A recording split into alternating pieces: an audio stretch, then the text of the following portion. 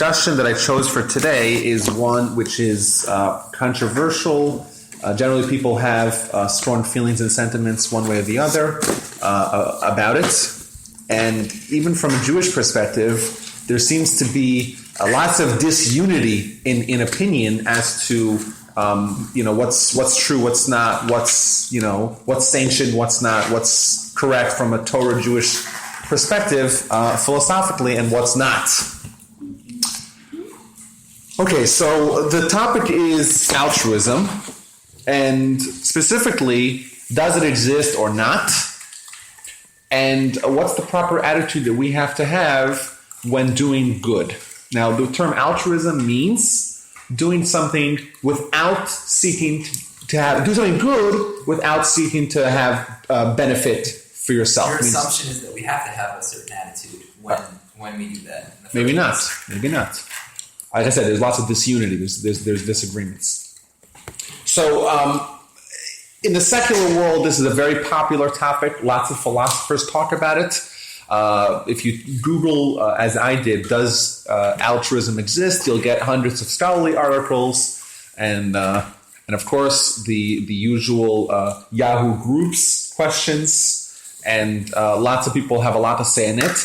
And there is vigorous debate on both sides of the issue. Is it possible for a human to do something good to someone else without having any personal benefit from it? So at the beginning of the of your source sheets, I wrote down a few things that people wrote online from like these philosophers and scholars and psychiatrists and humanists and people that know a lot. It's like just different things that people were saying on this argument. Wow. Come in. Hello. Is that for us? Yep. Hey. Hey, Trevor, how you doing? I made it. I'm happy to see you. We just started the discussion. Grab some food. Here's a source sheet. Grab some food. I'll get something. Are you going to edit that out of That's fine. No one listens anyhow. That's my mother. Oh, I don't know. Maybe something will do. It's undeniable that people sometimes act in a way that benefits others, but it may seem that they always get something in return.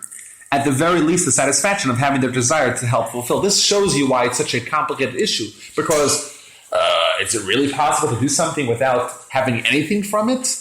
Even if you have the good feeling that goes with doing something good, that's also something that you get. It's not totally altruistic. Well, that's obviously debatable.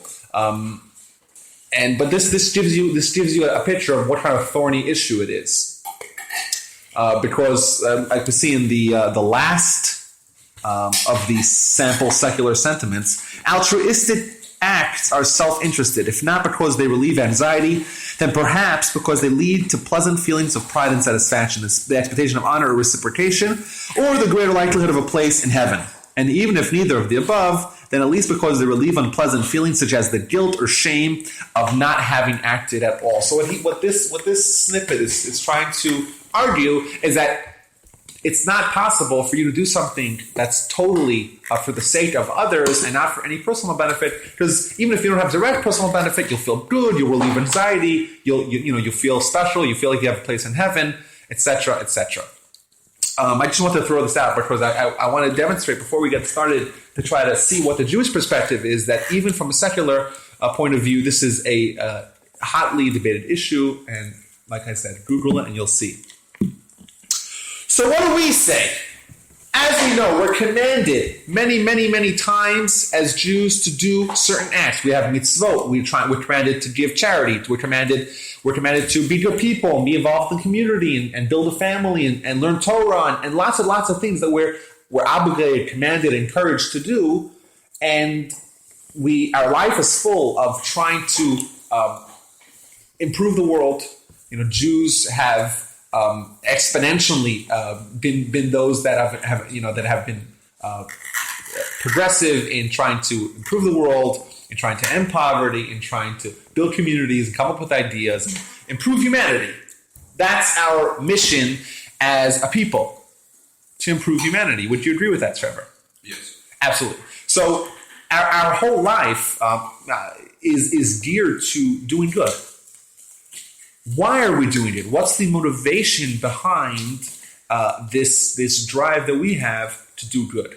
Is it just to do good for the sake of doing good? Is it to do good because it makes us feel better? What is the proper attitude that we should have?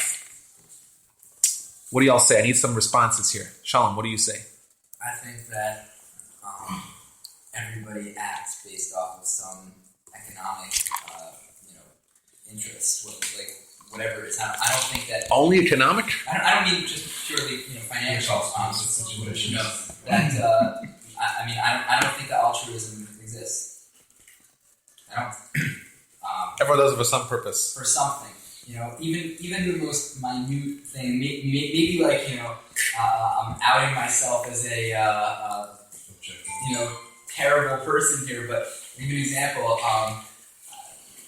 there's a website called kiva.org. I don't know how many of you know of it. It's small, like lending. Right. So, a friend of mine, emailed me and said, why don't you look into it? $25, right? I have no idea whether it actually really goes to anybody. I have no idea whether it's really helping the person that it goes to. I have no idea, whatever. But it made me feel a little bit good, so I tossed $25 at it, And I've told other people about it. Maybe that just right there, telling other people about it, makes you feel good. Or that feeling good is already something. Yeah. Yeah. Okay. But is that a good thing that you feel good about it, or maybe that is a good thing? Maybe we're not supposed to be altruistic. I think it's a good thing. I think that you're allowed to feel good about it. I don't think that you're sinning or anything by having those feelings.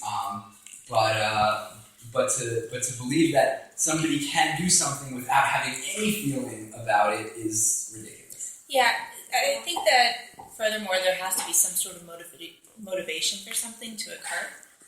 You're not going to... for instance, would a student do their homework if they had no motivation or incentive to do it? Probably not. Probably not. Let's say somebody...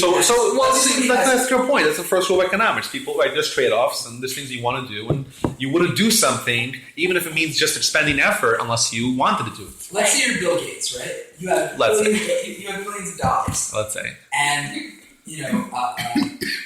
there's somebody out there in the world, and you tell somebody, here, give this dollar to someone, right? You're never going to know, whether let's say it ends up in a poor person's pocket.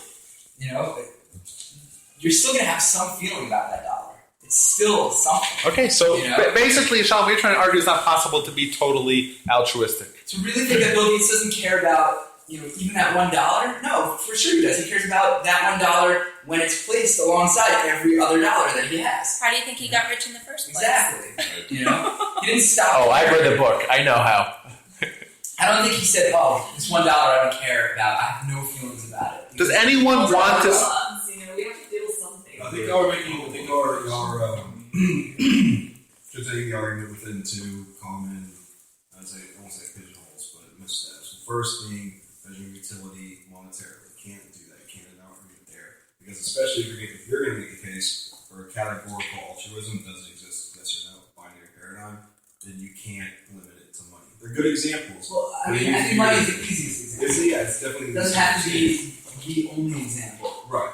That's why you said the feeling that you have that is also measurable. But even if we're going to go so far as to talk about in the context of an opportunity cost, just action or emotion in general, we're also ignoring the biggest assumption of all that humans are rational actors. That there is a mechanism by which we make a uniform mechanism by which we make decisions. How many of you around the table have just done something because that's what you do? You didn't necessarily question it. You might have at one point, or you might in the future, or you might on a daily basis, but you've done something because that's the way it is. Mm-hmm. Have you all done that? Probably. I can't think of anyone who hasn't. If you should, but look at, to take worldview, for instance, contrary to the one driven by self-interest, and one that says, charity that's just what we do. There's no question about it. And because it's something you feel philosophically, you're conscripted to do, then it is possible to do it without permission. It is possible to do it. How much you give, or No, where those are all you give, considerations of who the you rational. give. Those are all considerations of the rational paradigm because you can't measure these things if there's no metric to do it. Okay, so let's try to dig into the sources because there's going to be a little bit of a turmoil, a controversy, contrast, a disagreement amongst many classical Jewish sources about this very topic and why it's such a fascinating topic, and there's so many different opinions on either side of the aisle. So what I brought here is 6 different sources that all seem to say one thing, and that one thing is that when we're commanded to do good, it's okay. Nay, it's encouraged to try to view it in the prospect of what am I going to get for it. We'll start with the first one. One who says this coin should be for tzedakah. If someone gets tzedakah, tzedakah means charity, so that my son should live, is fully righteous. Means the person is saying the only reason why I'm giving this charity is so that it should be a merit for my son who's ill and he should get better. So that's a fully righteous. That's totally righteous. That's the right thing to do. If you want to know what is the way that a person who's fully righteous gives charity, he does it in such a manner. And he says, I'm giving charity, but I want, as a result of the merit of giving charity, that my son should live. Well, this is presuming that, let's say his son dies, now all of a sudden he regrets giving the charity? Not necessarily. Well, actually, that's actually discussed in the Talmud over there. Good question, but it seems like it's only he has to want to give charity as well. So that's a good point. So he's saying it's not exactly totally comparable. Take a look at the next one. This is an ethics from the father from Pirkei Avot. Ben Hey. By the way, is that an awesome name? What a name for a band, Ben Hey. Ben Hey said, commensurate to the effort is the reward. Means in exact proportion to how much someone expends effort in doing good, to that degree is the reward that comes. Means he's equating effort in doing good to reward that you receive as a result of doing that good. Which tells us that there is an exact link between doing good and getting reward for it. And it's okay to think when I'm doing something good that I'm doing it and I'm doing it for a purpose maybe of getting reward. Make sense? Well, it seems like it doesn't say, and that's a good point because we'll bring it up later on. Is that there are those that differentiate between reward, in heaven after you're dead, and reward of like having prosperity and health and happiness while you're still alive. Yeah. How do you get rewarded after you're dead? Well, because that's that, Dana. We're not just here for this world. Right, the one of the basic tenets of Judaism is that there's an afterworld, an afterlife. So when you're dead, you're not really dead. Your soul is still alive. Okay, that's a positive. That's a very good positive, yeah. And Dana, and the effort that you expend, the effort that you expend right now in trying to do good, that is all accrued to your bank account that you could cash out after you're dead or at the next world, whatever that means. And we have 4 verses from the Torah. One in Exodus, you honor your father and mother, you honor your parents. This is from the 10 Commandments, right? The 10 Commandments, everyone's familiar with the 10 Commandments. So commandment number 4, honor your parents, honor your father and mother, so that you should have long life. So your days will be lengthened. And obviously we're saying that we're putting, once again, a link between acting properly, doing a mitzvah, doing what's right, and receiving reward. And the next source number 4 is a much more general one.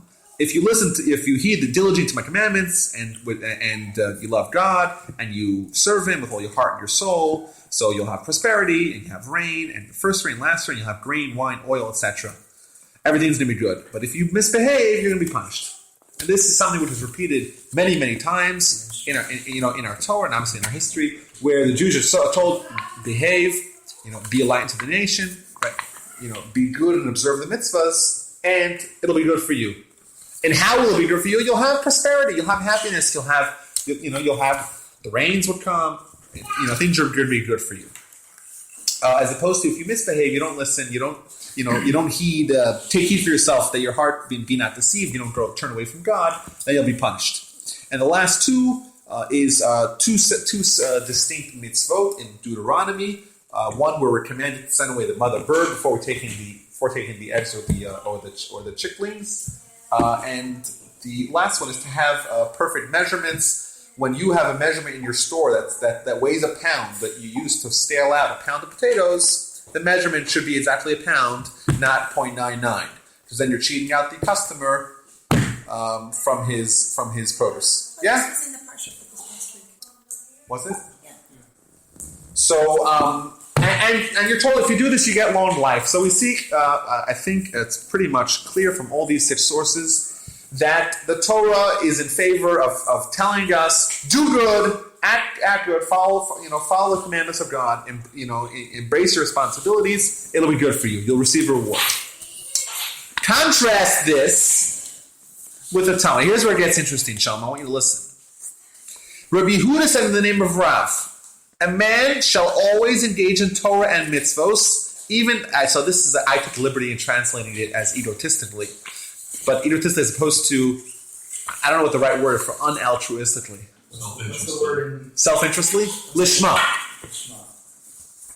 Unaltruistically. Sick. Well, I know, but what does that mean in English?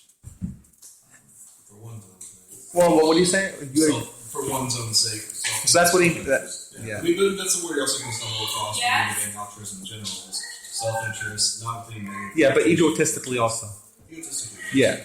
But It has that connotation, though. Yeah. It's like we're talking... Means for the sake of the thing that you're talking about. So you study Torah and you do the mitzvot for its own sake, not to receive any reward. And what the Talmud is telling us here in Arachin 16b, 16b is that Rabbi Yehuda said, this is not disagreed upon, everyone agrees with this statement, that a man should even study Torah and engage in mitzvot, even if it's done out of self-interest. Why? Because through engaging in Torah mitzvahs with self-interest, eventually he will reach doing it altruistically. What that means is that really you're supposed to do it only altruistically.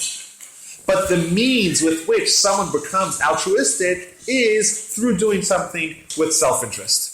So therefore, as a stepping stone from self-interest, this is in total opposition with the previous statements. We have a major problem here. Houston, we have a problem, right? There's a major problem here. There's a major disagreement here. On one hand, we're told that we're doing, honor your father and mother. What's going to happen? You'll have long days. And on the other hand, we're told, really you're supposed to do mitzvot and you're supposed to engage in Torah study only altruistically. But do it out of self-interest because eventually that will bring to doing it for altruistic purposes. Everyone here's the problem? I don't know that they're mutually exclusive. Oh, you don't think so? Not at this point. Okay, let's look at Ethics of the Fathers, chapter 1, Mishnah 3. And this is the crucial part of the discussion. Antigonus, a man of Soko, received from Shimon the righteous. This is delineating the transmission of the Torah. And there's a fellow by the name of Shimon the righteous who lived 2,400 years ago, right? 300 before the Common Era, during the time of Alexander the Great. As we know, they had an interaction. And his student was a fellow by the name of Antigonus. So he received the Torah from Shimon the righteous. And he was fond of saying as follows. He would say, do not be like servants who serve their master on condition of receiving a prize. Rather, be like servants who serve their master, not on condition to receiving a prize. And let the fear of heaven be upon you. So Antigonus is clearly of the opinion that we are not supposed to do good in order or on condition with the intent of receiving a prize. Rather, we're supposed to do it regardless of the price. It means if any good result comes having a good result come out of what I'm doing is not necessarily crucial for me to do that thing. Is everyone with me? It's not necessarily regardless, because it doesn't have to say it doesn't have to be on condition, or you could still be. You can still be. Means what you're saying. That some good comes Yeah, it means for you. Okay, but it's better. So he's saying it's better. I agree that you're right. At least until we see the next. Source. Mm-hmm. But still, think about it. Honor your father and mother, because then you'll have a long life. Which seems to indicate that you're supposed to. So you do this. Yeah, you do, and that's the right attitude. And all the commentaries on this Mishnah go crazy. What's going on? We're told all over the Torah, all over the sources. I brought 6 sources. Even there's more. There's many sources that say, "Do good." Right? Listen to God. Right? Honor your parents. Why? Do it because you'll have long days. Do it because you'll have prosperity. You'll have prosperity, and there'll be tons of grass for you and your animals, and all of the things. And we're told, do X, right? You'll get Y. And the intention with doing X is to have Y, right? We can read the honor your father and mother so that your days will be lengthened upon the land that Hashem your God gives you. A perfect and honest weight shall you have, a perfect and honest measure shall you have, so that your days shall be lengthened on the land that Hashem your God gives you. Lama'an, so that, in order. What's going on? Trevor, help me. Please. I need some help here. I'm in trouble. We got a problem. Maybe that's the right way to do it, because, I think one is a really higher learn something from your fellow humans, because they're in their self-interest too. But, as far as, beyond humans are concerned, what if you don't have long days? What if you do good and you end up dying of cancer before you're 40? So you're saying it's a stopgap? You're saying... Depressing, but...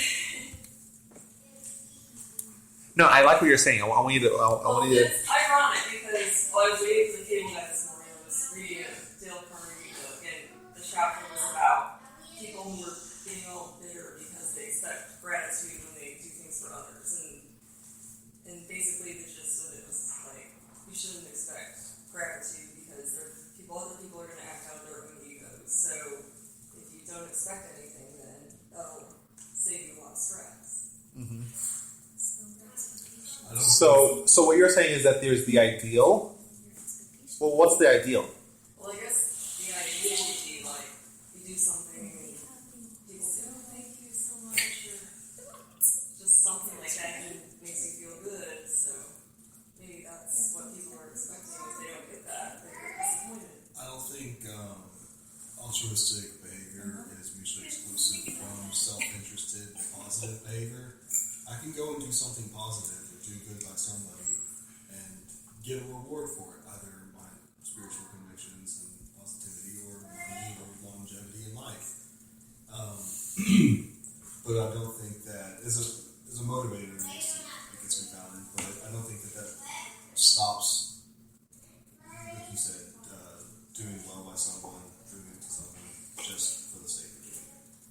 I think it has to do with what kind of relationship you want to have with the person that you're doing the thing for, or with God.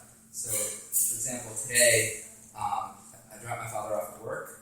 I went to the bank, got a bunch of stuff for my grandmother to put documents, whatever, all of her legal documents. Went all the way up to the place that we're placing her. Sat there for a few hours, dealt with all of the legal mumbo jumbo, all of that stuff. Drove even further, picked up a fridge for her room that she's going to, drove all the way back down, did a bunch of other things for myself, and then I drove up to work to pick that up again. I probably spent a solid 4.5 hours doing things that were not for me. But if I went to my father and said, "Listen, Dad, I spent 4.5 hours doing all of this stuff for you, right? And what am I getting for it, right?" He's going to look at me and be like, Dude, how many hours did I spend for you? Right, you're 26, think of all of the things that I've done for you. Think of all of the things that I've given you. Your entire education, all the food, like everything. And I think that when people function without that, their relationships automatically become better. People want to do more for each other. If you turn around to God and say, "Hey, look, God, I did X, Y, and Z, and my grass is not as green as it should be, and it's not growing as much as I thought it would," your relationship with God is not going to be all that great. But if you do what Antigonus says and you behave without expecting anything, then when you do receive that good, you're going to feel good about it, and your relationship is just going to be an overall better relationship with God. So what we had here from these three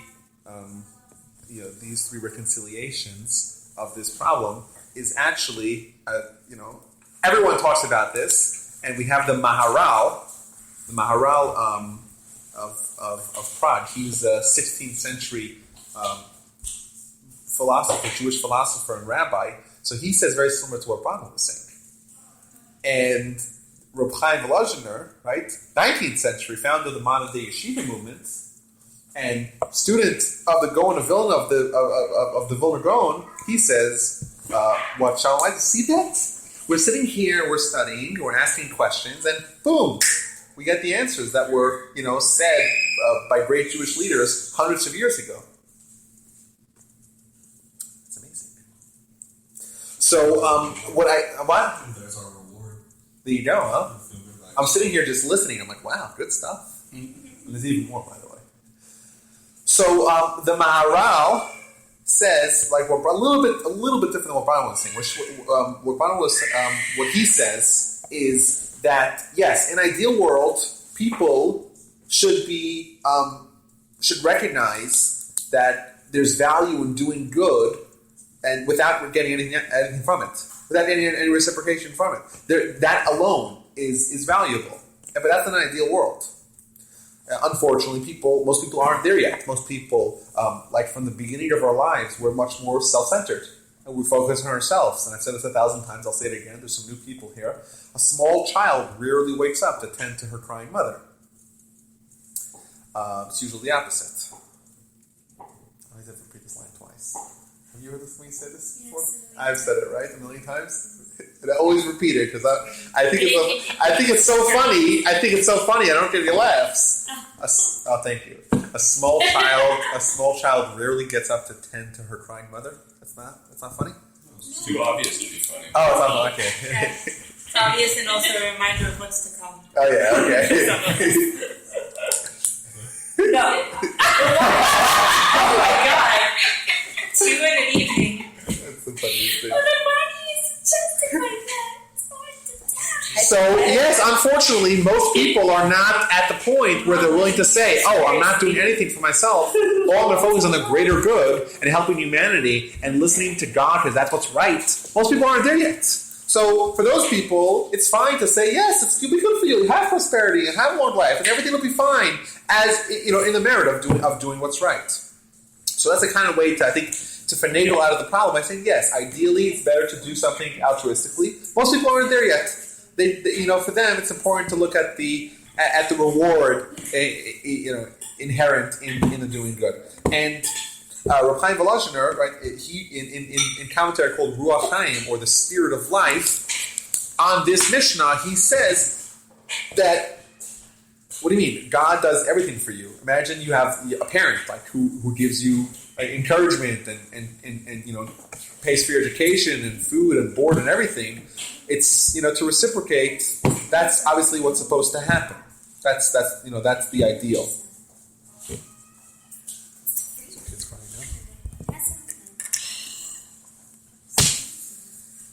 Anyhow, and we have the answer of Rashi.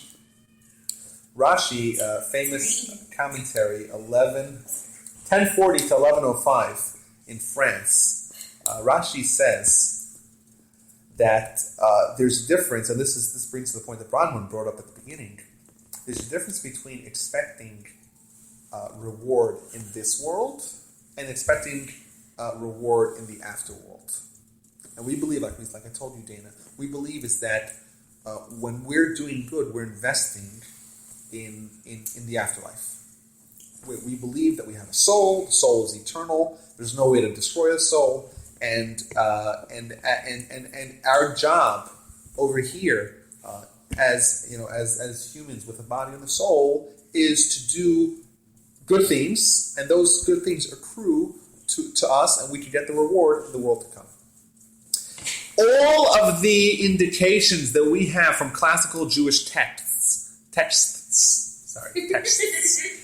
that indicate that it's okay and proper to focus on the reward. What reward are we talking about? We're talking about reward, the ultimate reward, the reward in the world to come. That's okay. That's encouraged. That's embraced. That's fine. Honor your parents so that you'll have a long life. In what life are we talking about? In the afterlife. But when Antigonus tells you that you should not focus on trying to get reward, what reward is he talking about? Reward on planet Earth, right? Reward in material physical, the material physical realm. That is not okay. That's in fact that's disencouraged. And that's why Rashi tries to find a way to harmonize these seemingly conflicting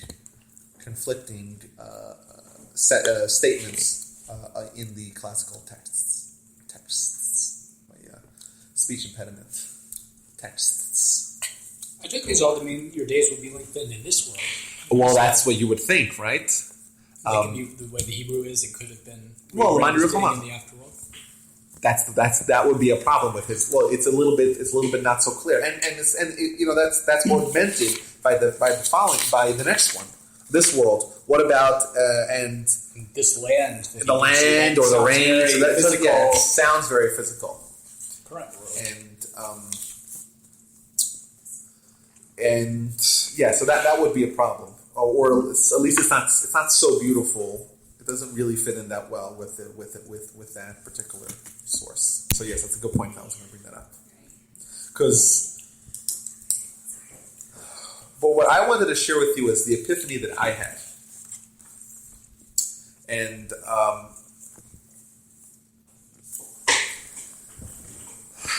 I feel like it's something which is sanctioned by Jewish philosophy, even if it was hard to find sources that actually spell it out. And that is as follows.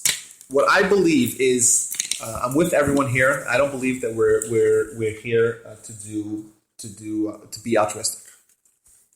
And I think that sometimes when people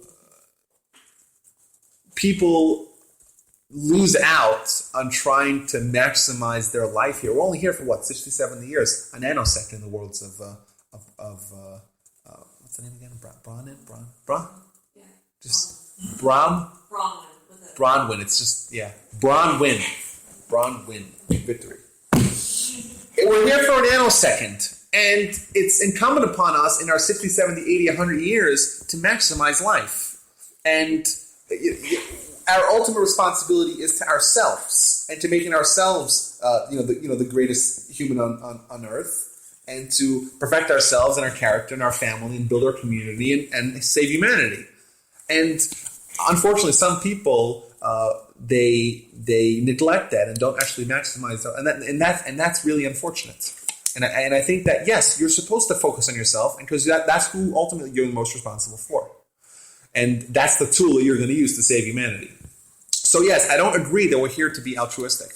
I don't agree that the only thing that you're trying to do is for the greater good. You're here for yourself. That's your ultimate responsibility. And when you stand in judgment in the day of reckoning, who's there with you? Nobody. You're all alone. Because ultimately, your responsibility is to yourself. That being said, what I think is being discussed in this Mishnah on Antigonus is not the idea of reward versus doing something altruistically. And you take a look at Maimonides, the Rambam, the famed philosopher, halachist, and rabbi, and physician as well, who lived 1135 to 1204 in Spain and later on in Egypt, as we all know. What he says is that the Mishnah says prize, the term pras, al tiyu kavadim hamashamshim asarav al manas lekabel pras. That's the Hebrew text. The word pras, which can mean reward, but really means prize. And he points out that the word prize is not necessarily commensurate to the word reward or salary.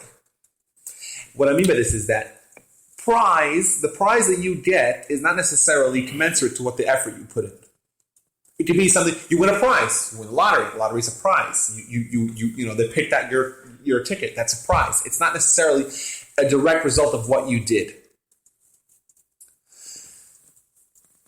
I think there's a major misconception of what it means getting reward for our activity. When we perceive is that you do something good, you get a coupon, or you get a credit, or you get $1. Something which is totally separate, totally not essential to what you did. I don't know if I'm making any sense, but I'm going to try to explain. I think there's a difference between external benefit and internal benefit. What I want to say is that when you do something good, you're creating a spiritual entity. You're creating some spiritual value with your action. And that itself is the reward. It's essential to what you did that was good is the reward. And what the Mishnah is telling us, do not expect to get a prize. Do not expect to get you did something good? Here's a coupon. Here's something which is external, something unrelated to what you did. What we're doing good, we're building spiritual entities that can be cashed out elsewhere. We don't perceive the value of our spiritual activity. But when we do something good, what we're doing is creating a spiritual entity that we could cash out in the world to come. And that's not a prize. A prize is something which is not relevant to the actual activity that got you that prize. It's much more internal. It's much more essential to the action. When you do an action, what you're doing is creating something that you're gonna that will have value in the spiritual world. And I think that's what Antigonus is telling us here. He's not telling us don't do something to try to get something from it. Do it for no reason. He's saying very specifically, don't do something to get a prize. You don't want prizes. What we want is something. We want exactly what we put into it. We want exactly the entity. I'm trying to think of a good way to explain it. Have I explained this sufficiently well? What I mean by this? I did. The action itself is the reward. Well, no, because it's not like the action alone. That's the reward, because what does that mean? The action's done. As if you received a prize from a game that could be measured by dollars, even if there were no dollars in the transaction. You do not receive a reward that can be compared to any other graduation, calibration. I'll give you an example that came off the top of my head. Yes, what do you see, Dan? I agree with that. I think it's a very Jewish line of teaching that something can be worth doing and important to do, even if and maybe it's a good thing that it brings us internal satisfaction, or there are good things that come with it. I feel like there has to be a way of tying it to a Jewish line of teaching that doesn't tie it to the afterworld, because if you look at Abraham Joshua Heschel, or if you look at Mordecai Kaplan, the people who have done the most good in the world and been the most active parts of the social justice movement, it was always with this teaching of this life is its own reward, and doing 100%. And I agree with you 100%. Tied to, and if you'll take a look at the path of the just that I brought here, I specifically agree to that point, and because I specifically agree that we're not just in it for the afterworld. 100%. Thank you so much, Dan. If you'll take a look, this is actually Path of the Just. Mesilas Yesharim is the most important work in the Musar world. Ramchal, you could Google him. He lived in Italy in the beginning of the 18th century, 1707 to 1746 were his dates.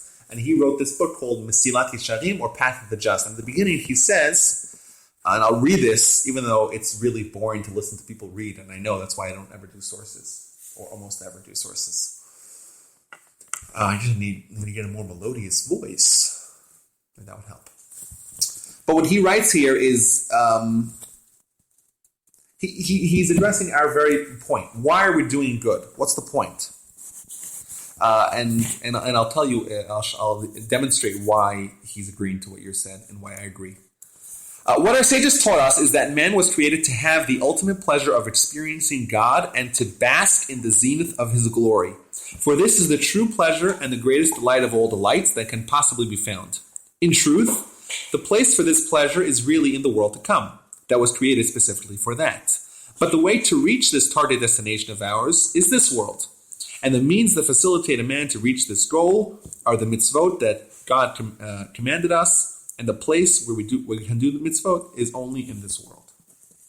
Now, if you take a critical look at his words, you'll notice that there's a glaring omission. What our sages taught us. So the reason why we're created, why are humans placed on this earth, according to classical Jewish philosophy, as demonstrated by the Ramchal, is to have this ultimate pleasure of basking in the zenith of God's glory. And he writes here that this is the true pleasure and the greatest delight of all delights, which in Hebrew says, Zeu ha'ta'anud ha'amiti, true pleasure, v'ha'idun ha'gadol mikol ha'idunim. So he gives two values. There is ta'anud and idun, which I translated as pleasure and delight. Okay? So there's two things.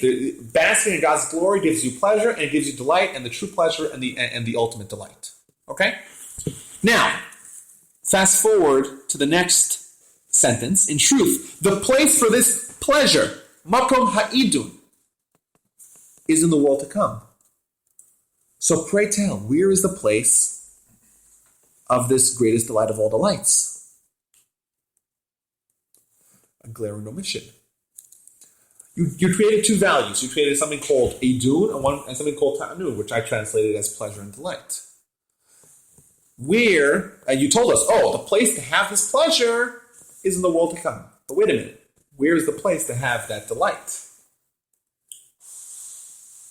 So in my grandfather's book, which is on the shelf here, big blue one on top, on page 567. So what he says is that he was a great philosopher and rabbi.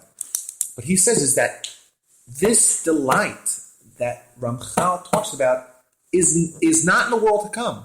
It's in this world. And that's because spiritual entities that are created via good activities, they give you a good feeling right here, right now. And you don't have to wait till you're dead to experience the good feeling of doing good. And there is an innate pleasure of doing good. And that's because there's a spiritual entity in doing good. What would you rather have? Would you rather have the $1 million or saving a human life? Well, it depends. Is anyone watching? And if someone were to answer that question by saying, is anyone watching? Then they have yet to reach maturity in pleasure. Because saving someone's life is a pleasure that cannot be recreated with any amount of money in the world. It's something which is in a totally different sphere, totally different level of different class of pleasure. And that's because inherent in doing something good, even over here, is that good feeling, which cannot be recreated with lower level pleasures. So I agree with you 1,000%. But I think that's also essential to the activity. It's not like, you save someone's life, here's a coupon. It's something external. It's that feeling of actually doing something good, doing something really good, and even if it means forfeiting something, even if it means it doesn't matter. Why? Because there's such a great pleasure, maybe we can even call it a delight, that you get from doing good, even on planet Earth. 100%. And you know what? Are we supposed to focus on that? Absolutely. What we're not supposed to focus on, what we're trained to shun, is prizes. We don't want prizes. We don't want people to say, look at him. Look at Dan. He does such good things. And that's, and he's so kind and benevolent and generous. You don't want to have that kind of honor. Because that's honor which is separate, which is external to the actual activity. It's a good feeling to have honor. Not that I've ever had any, from what I've been told. It's a good feeling, but that's not a direct result. That's not part and parcel of that's a prize. That's something which is external. That's something that you should not be a servant serving his master to get a prize. What you should focus on is the pleasure of doing something good. It's an essentially good feeling. It's like saving a life. It feels better to save a life than to have $1 million or $1 billion, right? Any amount of money in the world. So somebody, let's say you save a life, and then somebody gives you $1 million because you saved that life. Are you then supposed to take that $1 million and? That's a hypothetical. Yeah. I say always take the money. You don't leave the kind of money on the table. Or do it on a torch. Right? No, 10%. Huh? No. So I don't know if that would dampen that feeling. Maybe yes. Maybe according to Altruism, yes. Yeah, you don't want that to be your reward. You don't want the front page publicity. Oh, Shalom saved a life. It's much better. Even if you, I'm sure all of us over here have had an experience where we did something good and we didn't tell anyone, and no one knew about it. And it's just our secret. We didn't share it with anyone, and it feels really good, even if no one knows about it. Why? Because you create a spiritual entity.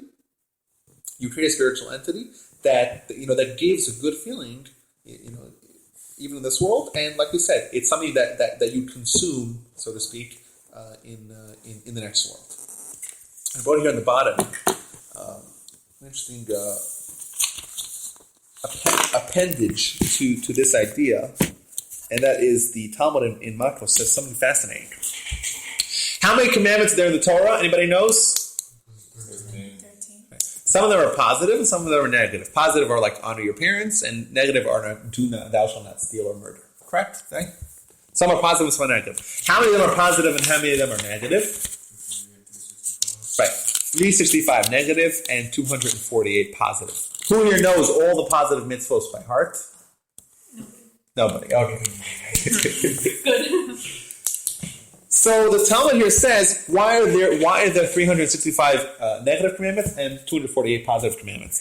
The 365 negative commandments in the Torah correlates to the days in the solar year, and the 248 positive mitzvot correlate to the number of limbs in a person's body. So there's 248 distinct limbs, which are enumerated in other places in the Talmud, and each one of those limbs corresponds to a certain mitzvah. So the deeper idea behind this is that when we do a mitzvah, what we're doing is perfecting the limb. It's like the spiritual limb that corresponds to the physical limb. And who are we as a spiritual entity? We are that body that we created with our positive, with our actions, that are positive actions that are mitzvot. Means you look at me, you see the physical me. You look at me, the spiritual me. That is what I created when I did my 248 mitzvot. So that's the appendage to this idea. And now I want to say another thing that just popped into my head, and that is we have there's a foible or a legend that a fable. Isn't there a word foible? Thank you. Like mistake or something. Thank you. And legend, what does that mean? There's a... Well, thank you. I really meant to say fable, but thank you. maneuver out of it. That a pomegranate has 613 seeds. Has anyone heard that? Now, it doesn't actually have it. It doesn't actually have 613. And I don't think it says it anywhere that a pomegranate has 613. It doesn't say it anywhere. It has a lot of seeds. It just has lots of seeds and it's full of seeds.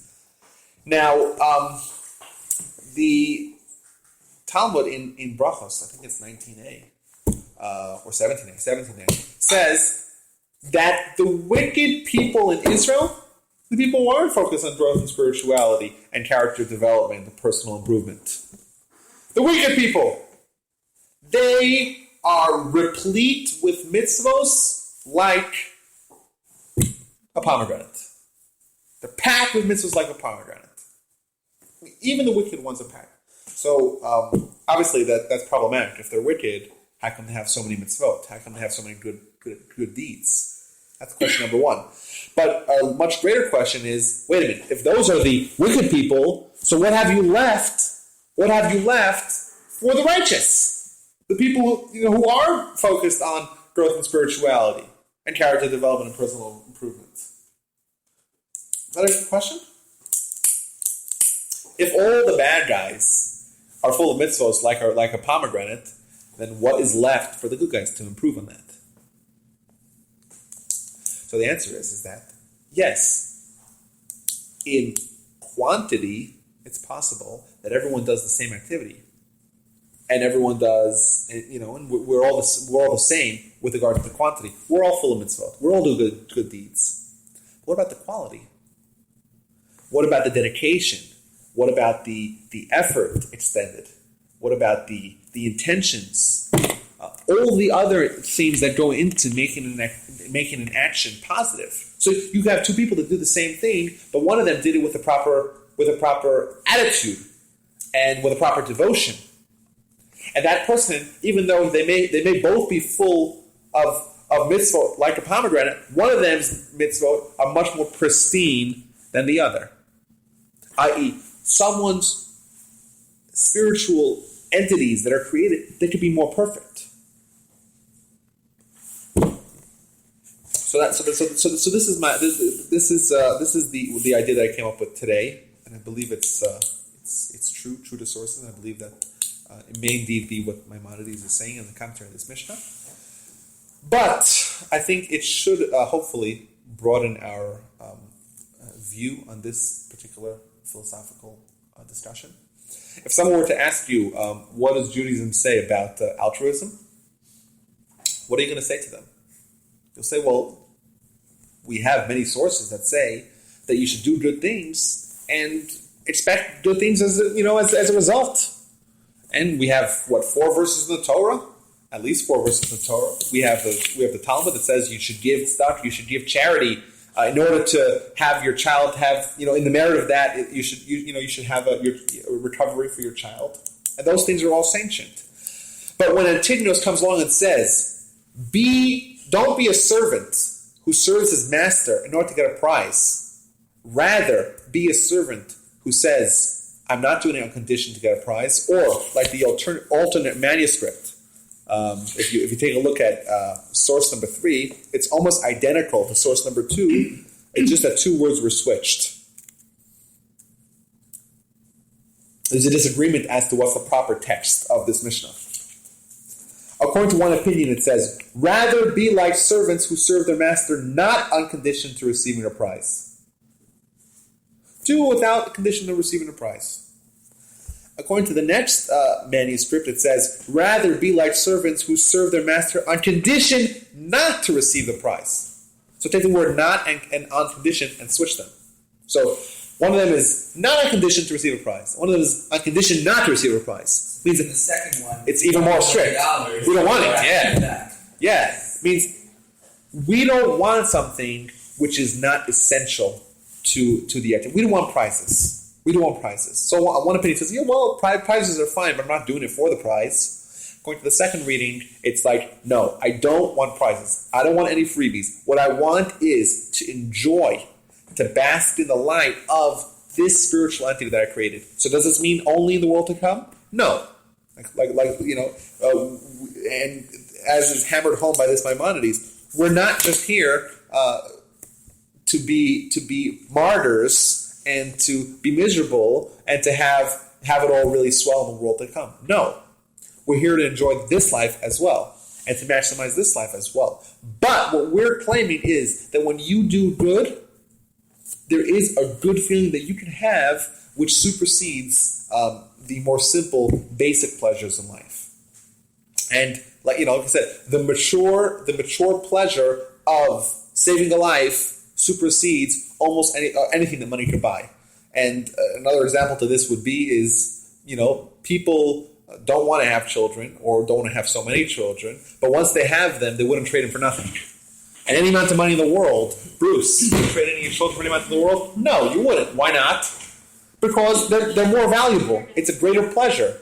And yes, there are greater pleasures that that are more than anything physical or material. But even greater than that are the pleasures of doing good and having meaning. And the feeling of dedicating your life, or at least dedicating yourself to doing good, is a great feeling that you can even have in this world. And that is something which is wholly encouraged. I thank you all for coming. Appreciate it. I love you all. And I hope you all enjoyed.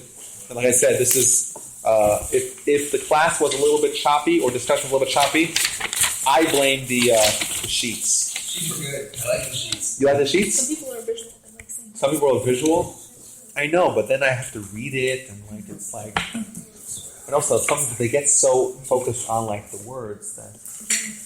Yes. That's why I read it.